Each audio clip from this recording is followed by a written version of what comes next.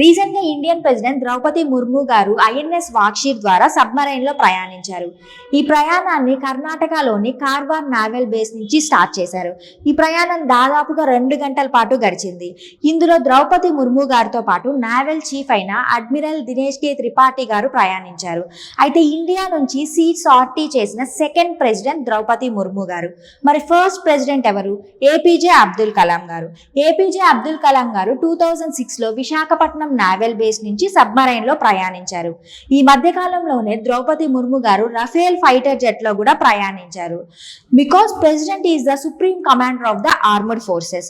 INS Vagsheer అనేది Kalvari class కి సంబంధించిన యాంటీ సబ్మరైన్ వార్ఫేర్. దీన్ని ఇండియాలో ఇండిజినస్ గా మస్గౌన్ డాక్ షిప్ బిల్డర్స్ లిమిటెడ్ వాళ్ళు డిజైన్ చేశారు. సో దీన్ని ప్రాజెక్ట్ 75 లో భాగంగా డెవలప్ చేశారు.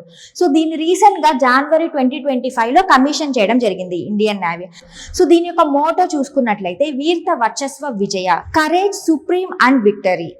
అయితే రీసెంట్ గానే ఇండియన్ నేవీలో జాయిన్ అయిన ఐఎన్ఎస్ అంజదీప్ ని ఎవరు డెవలప్ చేశారో కమెంట్ సెషన్ లో చెప్పండి.